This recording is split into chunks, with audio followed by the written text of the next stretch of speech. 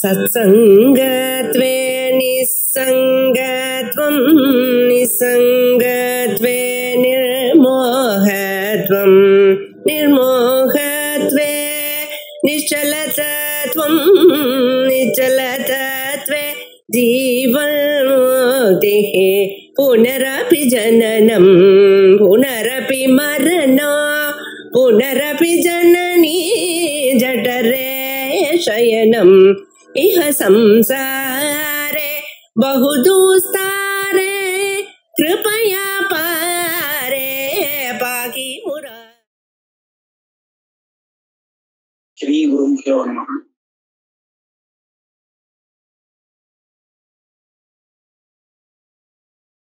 भगवद्गीதை 4வது அத்தியாயம் 5வது ஸ்லோகம்.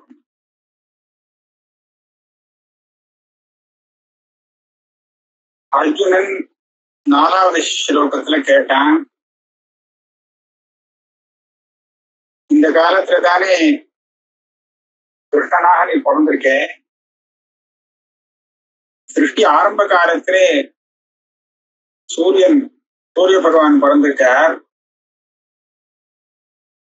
ஆரம்ப காலத்திலே பிறந்த சூரிய பகவானுக்கு இந்த காலத்துல பிறந்த நீதான் உபதேசம் பண்ணினேன், இந்த யோக மார்க்க ஞானத்தையும் உபதேசம் பண்ணினது நீதான் அப்படிங்கிறத நான் எப்படி புரிஞ்சுக்கிறதுன்னு கேட்டான். இந்த கேள்விக்கு பதில் சுவாமி சொல்றாரு. இப்போ ஸ்ரீ பகவான் வாச்ச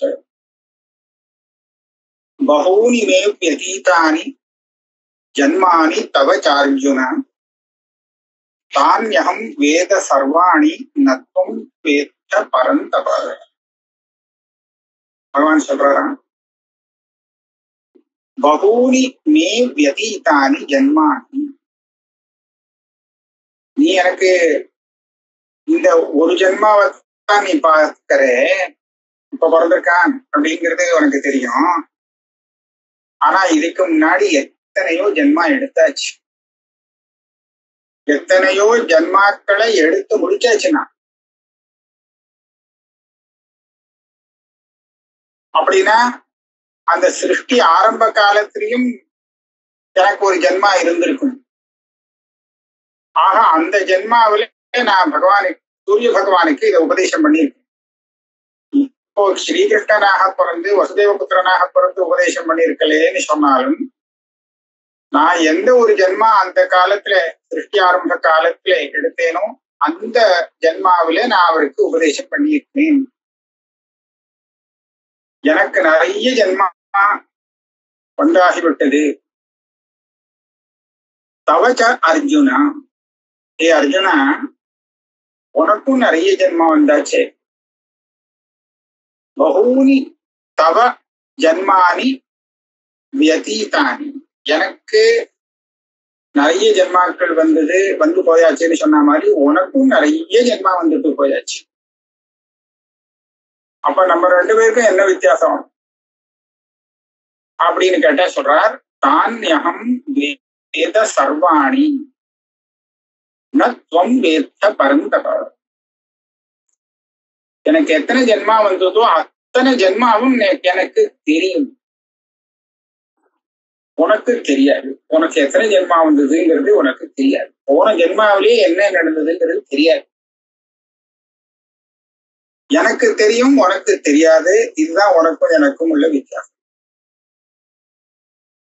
அது எப்படி பகவானுக்கு தெரியறது, அர்ஜுனனுக்கு தெரியல? அர்ஜுனன்கிறது ஒரு உபலட்சணம். ஜீவன் தான் புனரப்பி மரணம் புனரப்பி ஜனனம் அப்படின்னு சொல்லி இந்த மரண ஜன்ம பிரபஞ்சத்திலே இருந்துட்டு இருக்கான். இது வரைக்கும் எத்தனை ஜென்மா எடுத்தாச்சுங்கிறது ஒன்றும் தெரியல. சொல்லி கேட்கிறோம் நிறைய ஜென்மா எடுத்தாச்சு அப்படின்னு, இருந்தாலும் அது ஒண்ணும் தெரிய மாட்டேங்குது. ஆனா சுவாமிக்கு எல்லாம் தெரிஞ்சிருக்கு. ஆரம்ப காலத்துல நான் தான் இந்த யோகத்தை உபதேசம் பண்ணினேன்னு ஞாபகம் வச்சுன்னு சொல்றாரு. அது என்ன காரணம் அப்படின்னு கேட்டா, அங்க பாஷ்யக்காரர் சொல்லியிருக்கா,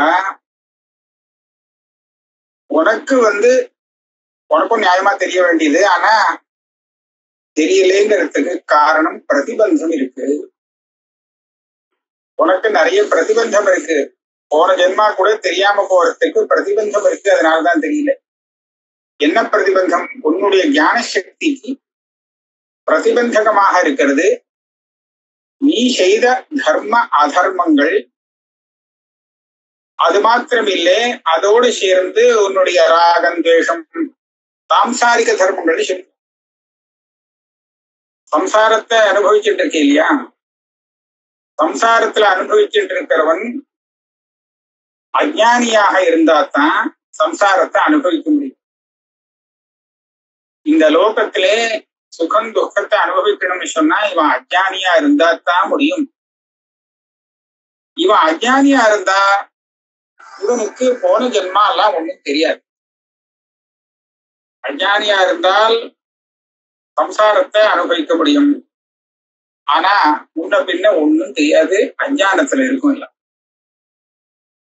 ஆனா எனக்கு அப்படி இல்லை.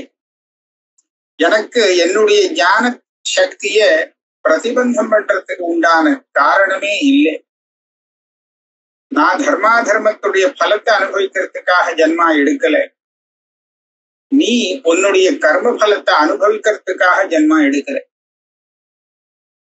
இது ஒரு வித்தியாசம். நீ அஞ்ஞானத்தினாலே ஜென்மா எடுக்கிற, எனக்கு அப்படி இந்த கட்டாயம் இல்லை. உனக்கு போன ஜென்மா ஞாபகம் வராம இருந்தா தான் சௌக்கியம்.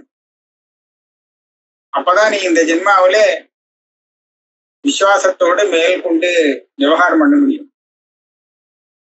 ஆனா எனக்கு அந்த நிலை இல்லை. அதனாலே இப்பேற்பட்ட ஒரு வித்தியாசம் இருக்கிறதுனாலே தான்யகம் வேத சர்வாணி, எனக்கு எல்லாமே தெரியுது. எல்லா ஜென்மாவும் இன்னைக்கும் ஞாபகம் இருக்கு. நத்தம் வேத்த பரந்தப, உனக்கு தெரியாது. பரந்தப, சத்ருக்களுக்கு தாபத்தை கொடுப்பவனே அப்படின்னு சொல்ற. இப்படி சொன்ன உடனே ஒரு சட்டுன்னு நமக்கே சந்தேகம் வருது. ஜீவாத்மாக்கள்லாம் தர்மாதர்மத்தை அனுபவிக்கிறதுக்காக ஜென்மா எடுக்கிறார், அதுக்காக தான் ஜென்மாவே வருதுன்னு சொல்றது அது நியாயமா இருக்கு. ஏன்னா அவ பண்ணினத்தை அனுபவிச்சாகணுமே. புண்ணியமோ பாப்பமோ அதனுடைய பலத்தை அவ அனுபவிச்சாதான் அது தீரும். அது தீரத்துக்காக அவ ஜென்மா எடுக்க வேண்டியது அவசியம் இருக்கு. சுவாமிக்கு புண்ணியமும் கிடையாது பாபமும் கிடையாது, அவர் எதுக்கு இத்தனை ஜென்மா எடுக்கணும்? அவருக்கு எப்படி ஜென்மா வந்தது? அவருக்கு ஜென்மா வர்றதுக்கு காரணமே இல்லையே.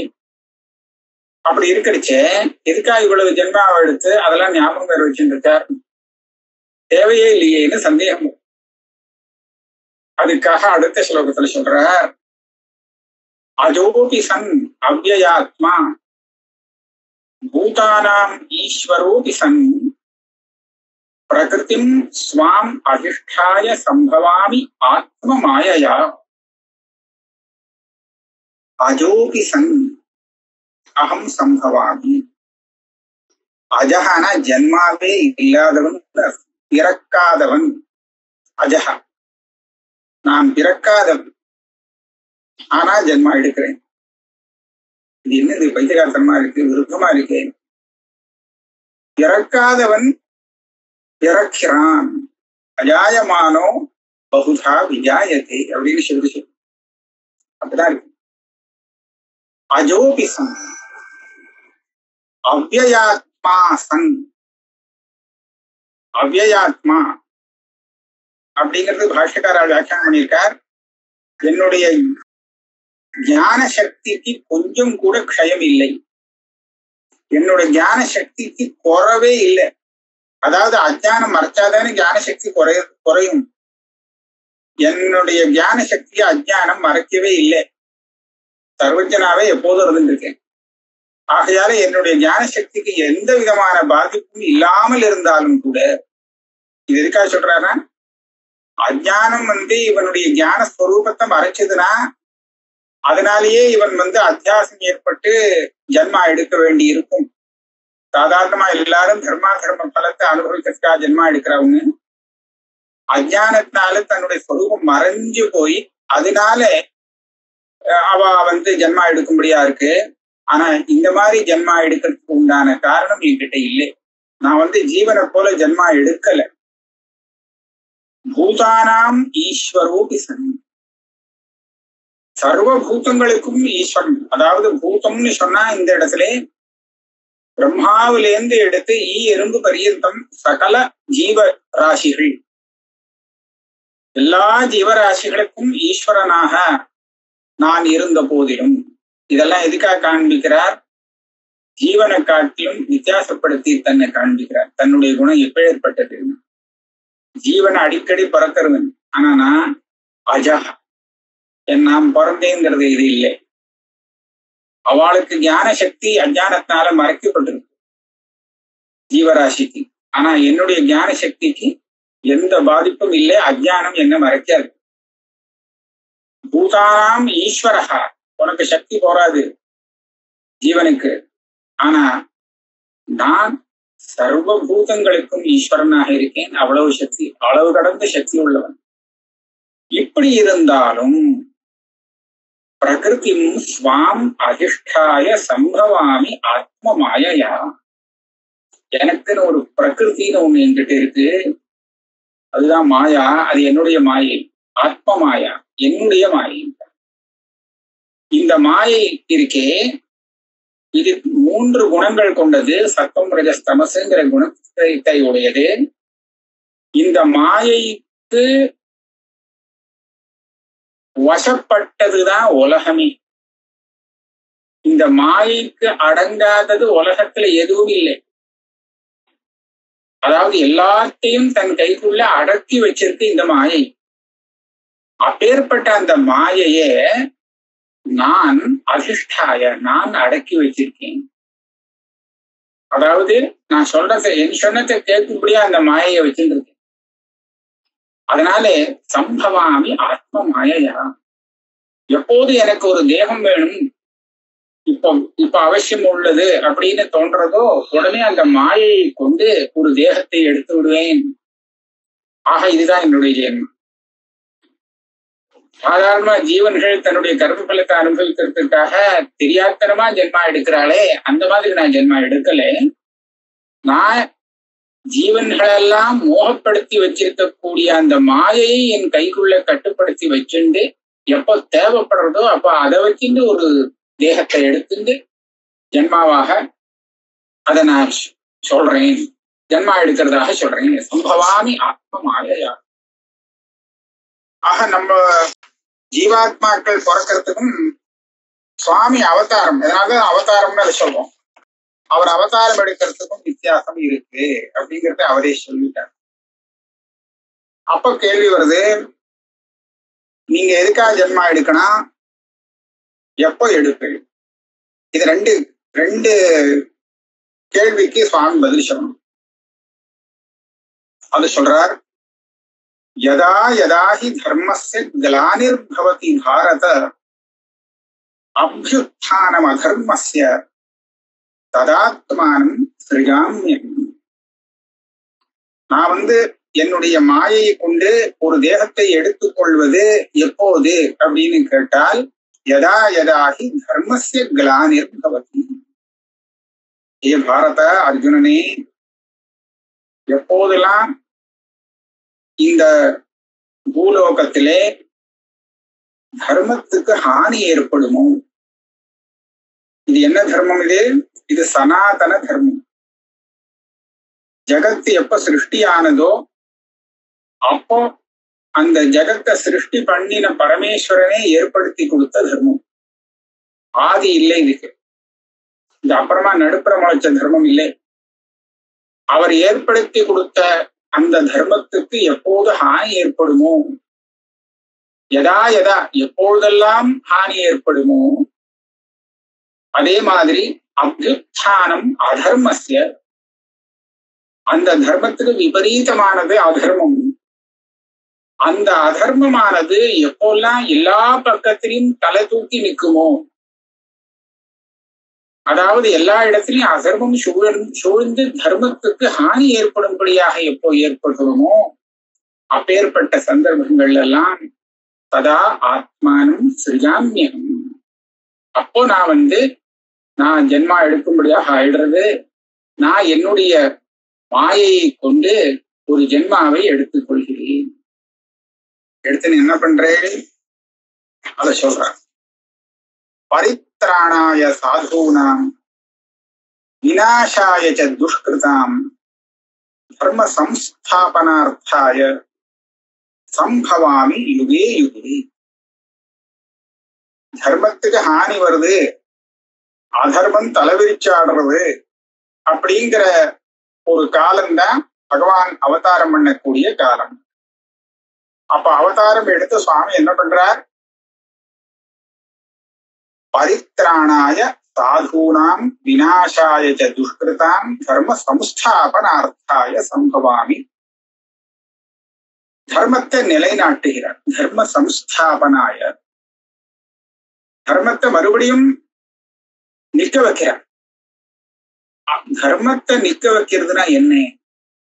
தர்மத்தை புனகா ஸ்தாபனம் பண்றது அப்படின்னா என்ன அப்படின்னு கேட்டா, ஜனங்கள் தர்மத்தை அனுஷ்டானம் பண்ணிட்டு இருக்கிறது தான் ஸ்தாபனமே. தர்மத்தை நிக்கிறதுன்னு தர்மத்தை ஏதோ ஒரு ஸ்தம்பம் மாதிரி நிக்க வச்சுட்டு போறதுன்னு இல்ல. ஜனங்களுடைய மார்க்கம், அவளுடைய ஒரு வாழ்க்கை முறையானது தர்மத்துக்கு அனுகூலமாக தர்மானுஷ்டானத்தோடு இருந்ததுன்னா அதுதான் தர்ம சம்ஸ்தாபனம். அப்படி தர்மத்தை அனுஷ்டானம் பண்றவர்களை தான் சாதுக்கள்னு சொல்றோம். அந்த சாதுக்களை காப்பாற்றுவதற்காக பரித்ராணாய சாதுனாம், சாதுக்கள் நல்ல வழியில போகிறவா, தர்ம மார்க்கத்துல போகக்கூடியவாளை காப்பாற்றுவதற்காகவும், விநாசாயஜ துஷ்கிருதாம், துஷ்காரியங்கள் செய்கிறவர், அதாவது பாப கர்மாக்களை பண்ணிட்டு இருக்கிறவாளுக்காலே துஷ்டர்கள், இவர்களை அழிப்பதற்காகவும், தர்ம சம்ஸ்தாபனார்த்தாய, தர்மத்தை ஸ்திரமாக மறுபடியும் ஸ்தாபனம் செய்வதற்காகவும், சம்பவாமி யுகே யுகே, ஒவ்வொரு யுகத்திலையும், கிருத்தயுகத்துலதான் அவதாரம், திரேதாயுகம் துவாபர யுகத்துலதான், கலியுகத்துல இல்லை அப்படிலாம் இல்லை, எல்லா யுகத்திலையும் நான் இதுக்காகவே அவதாரம் எடுக்கிறேன். நல்ல தைரியமா சொல்லிட்டேன். சம்பவாமி யுகே யுகே. அவர் எடுக்கக்கூடிய அவதாரம் நமக்கு வேணும்னா தெரியாம போகலாம், நமக்கு தெரியணும்னு அவசியம் இல்லை. ஆனா அவ செய்யக்கூடிய காரியத்தினாலதான் தர்மம் நிக்கிறதுங்கிறத நாம ஊகிச்சுக்க முடியும்.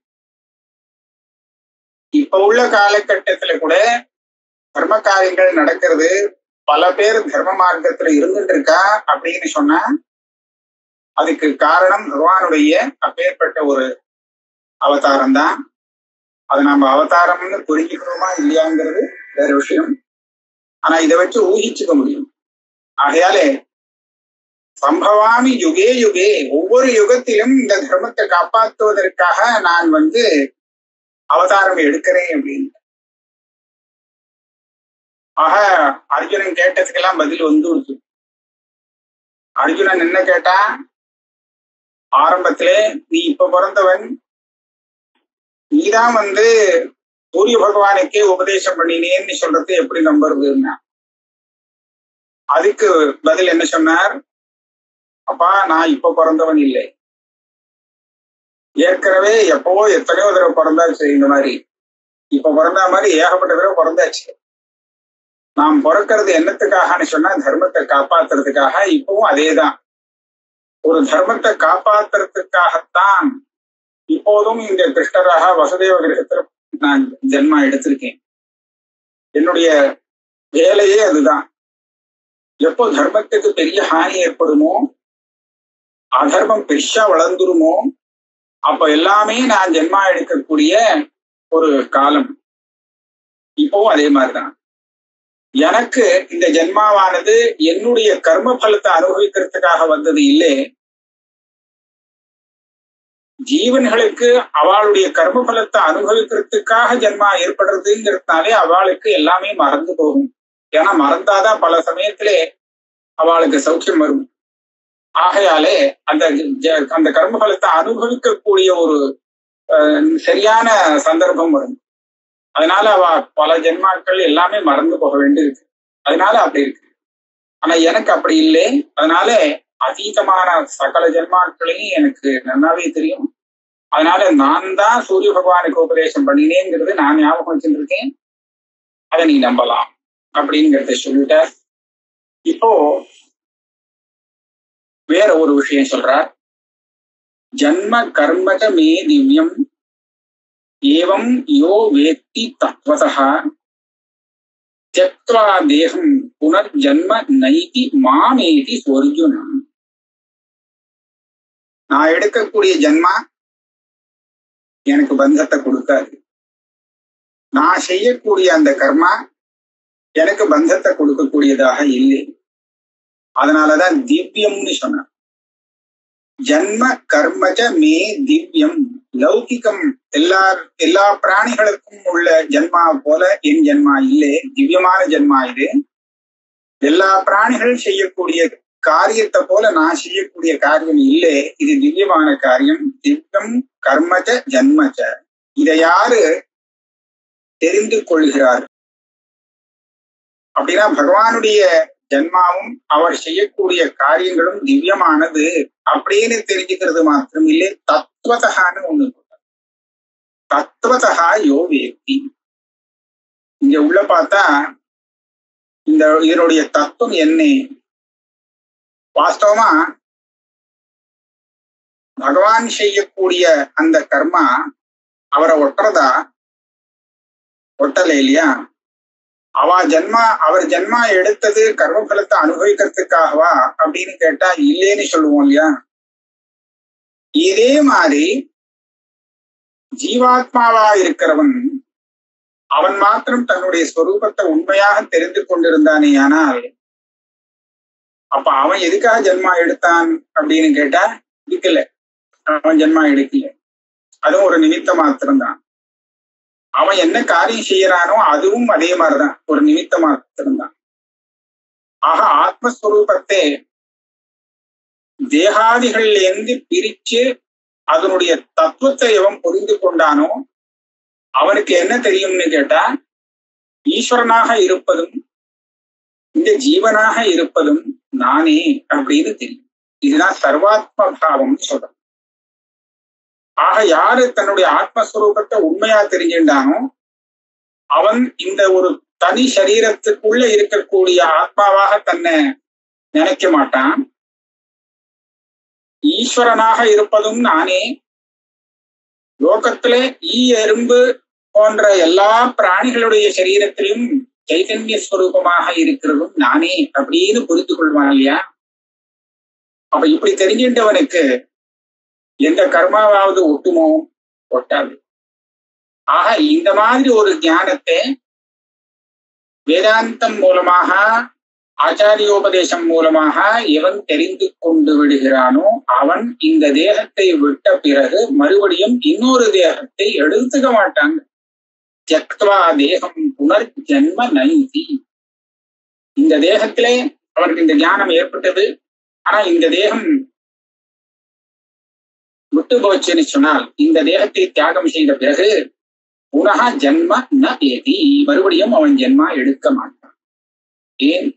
இந்த தத்துவஞானம்ங்கிறது அவனுடைய அஜானத்தை போக்கி விட்டது. இந்த அஜானத்தாலதான் அவன் ஜென்மா எடுத்த மாதிரி இருந்தது, கர்மா பண்ணின மாதிரி இருந்தது, கர்ம பலத்தை அனுபவிக்கிற மாதிரி. இந்த அஜானம் இவனுக்கு இல்லை அப்படின்னு சொல்லியாச்சுன்னா அப்ப பகவானுக்கும் இவனுக்கும் ஒரு வித்தியாசமும் இல்லை. அதனாலதான் சொல்றாரு மாம் ஏதி சஹா அர்ஜுனன் சஹா. இப்பேற்பட்ட ஆத்மதத்துவ ஞானி என்னையே அடைகிறான். என்னை அடைகிறான்னா என்ன? ஆத்மஸ்வரூபத்தை அடையிறதுனா என்ன?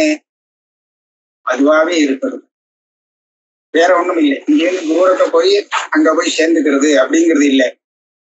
இருக்கிற இடத்திலேயே அந்த ஸ்வரூபத்தை தெரிந்து கொள்வதுதான் ஆத்மஸ்வரூபத்தை அடையிறது. அதனால அவனுக்கு மோட்சம்தான், மறுபடியும் ஜென்மா இல்லை. அப்ப ஆத்ம ஞானம்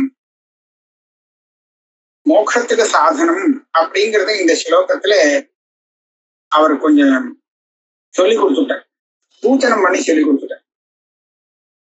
இப்போ அந்த ஆத்ம ஞானத்தை நம்பலாமாங்கிறதுக்கு ஒரு அப்படின்னு கேட்டால் தாராளமா நம்பலாம் அப்படிங்கிறதுக்கு பல பேரை எடுத்துக்காட்டாக எடுத்து காண்பிக்கிறார். உதாரணமாக வீதராக பய குரோதாக மன்மயாக மாம் உபாஸ்ரிதாக பஹவஹ ஞான தபசா பூதாக மத்பாவம் ஆகதாக. வீதராக பய குரோதா, நான் சொன்ன இந்த ஞான மார்க்கம் இருக்கே, ஞான மார்க்கம் தான் சாங்கியம் யோகம்னு 2 நிஷ்டை எல்லாம் முன்னாடி சொல்லிட்டு வந்தார். அதைத்தான் உபசமானம் பண்ணிட்டு வருது. அந்த ஞான மார்க்கங்கிறது இப்போ வந்தது இல்லை. இந்த ஞான மார்க்கத்துல போய் எத்தனையோ பேர் முக்தி அடைஞ்சாச்சு. அதனால நீ நன்னா நம்பலாம். இதுக்கு முன்னாடி பகவஹ நிறைய பேர் இந்த ஞானங்கிற தபஸனாலே, ஞானமே தபஸ், ஞான தபசா பூதாக, ஞானம் ஆத்ம ஞானங்கிற அந்த ஞானங்கிற தபஸுனாலே பவித்திரமானவர்கள் பகவஹ மத்பாவம் ஆகதாக, நிறைய பேர் என் ஸ்வரூபத்தை அடைஞ்சாச்சு. அவ எல்லாரும் எப்படி இருந்திருக்கானா, வீத ராக பய குரோதாக, ராகம் ஆசை பயம், பயம்னா தெரியும், குரோதம் கோபம், இதெல்லாம் இல்லாதவர்கள் வீத ராக பய குரோதாக. இல்ல நன்னா பார்க்கலாம், இந்த ராகமோ பயமோ குரோதமோ யாருக்கு வரும்னா அஞ்ஞானிக்கு தான் வரும். ஏன்னா இந்த ராகம் பயம் குரோதம் வரத்துக்கு வேண்டிய காரணங்கள் அஞ்ஞானி இடத்துலதான் சம்பவிக்க முடியும், ஞானிக்கு வராது. அதனால ஆத்ம தத்துவ ஞானி ஆயிட்டான்னா அப்ப வீத ராக பய குரோதனாக ஆகிவிடுவான், இதெல்லாம் இல்லாதவனாக ஆகிவிடுவான். அதே சமயத்துல மன்மயாக, அதெல்லாம் என்னுடைய சொரூபமாகவே ஆயிடுறான். அதாவது ஈஸ்வரனுக்கும் தனக்கும் பேதமே இல்லை. அதாவது தன்னை ஜீவஸ்வரூபமாகவே அவ காண்றது இல்லை. ஈஸ்வரன் தான் இந்த ரூபத்துல இருக்கான் அப்படின்னு ஈஸ்வர ஸ்வரூபத்தையே தியானம் பண்ணிட்டு, ஈஸ்வரன் வெறும் சர்வேஸ்வரனாக இருந்துட்டு இருக்காங்கிறது இல்லை, தனியா எங்கேயோ இருந்துட்டு இருக்காருங்கிறது இல்லை. வைகுண்டத்திலேயோ சிவலோகத்திலேயோ எல்லா இடத்திலையும் ஜீவஸ்வரூபமாக இருக்கிறதும் அவரேதான் அப்படின்னு அவ புரிஞ்சுட்டு இருக்க, சர்வாத்ம பாவத்தை அடைஞ்சவா. அது மாத்திரம் இல்லை, மாம் உபாஸ்ரிதாக அப்படின்னு ஒண்ணு சொல்ற, என்னையே ஆசிரியித்து கொண்டு இருக்கிறவா. அப்படின்னா என்னது, வேற எதையுமே ஆசிரியக்கலையா. நமக்கு வேண்டிய பலத்துக்காக நம்ம எந்த ஒரு சாதனத்தை எடுத்துக்கொள்வோமோ அதுதான் நமக்கு ஆசிரியம். பலவிதமாக நமக்கு அடைய வேண்டிய பலன்கள் இருக்கும். ஒவ்வொரு பலத்துக்கும் ஒவ்வொரு விதமான ஆசிரியம் நமக்கு தேவைப்படும். ஆனா இந்த ஞானிகளுக்கு அவளுடைய லட்சியத்தை அடையறதுக்கு என் சொரூபத்தை விட்டா வேற எதையுமே அவ ஆசிரிக்கிறது இல்லை, எந்த ஆசிரியமும் தேவைப்படலை. மாம் உபாஸ்ரிதாக அப்படின்னா என்ன அர்த்தம்னு கேட்டா, கேவல ஞான நிஷ்டாக வெறும் ஞான நிஷ்டையோட இருந்திருக்கா. ஞான நிஷ்டையை தவிர அவளுக்கு வேற எதுவுமே தேவைப்படும். ஏன்னா அவளுக்கு அந்த மாதிரி அடைய வேண்டிய லட்சியம் ஒன்றும் இல்லை. அவ அடைய வேண்டிய லட்சியத்துக்கு இந்த ஞானம் ஒன்னே பர்யாப்தமாக இருக்கு, இதுக்கு மேல இன்னொரு சாதனம் தேவைப்படும். அப்பேற்பட்ட அந்த ஞானிகள் ஞான தபசா பூதாக, ஞானங்கிற இந்த தபஸுனாலே பவித்திரமானவர்கள் பகவான் நிறைய பேர் மத்பாவம் ஆகத்தாக, என்னுடைய ஸ்வரூபத்தை அடைஞ்சிருக்கா அப்படிங்கிறத சொல்ற. அதனால இது ரொம்ப நாளா அனாதி காலமா அவிச்சின்னமா இந்த மார்க்கம் இருந்துட்டே இருக்கு, பல பேருக்கு பலன் கொடுத்திருக்கு. அதனால இதுக்கு மேலேயும் எல்லாருக்கும் பலத்தை கொடுக்கும் இந்த மார்க்கம் அப்படிங்கறத திடப்படுத்துறதுக்காக சுவாமி சொல்ற.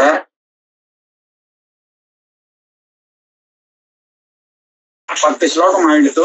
11வது ஸ்லோகத்துல இருந்து அடுத்த கிளாஸ்ல வச்சு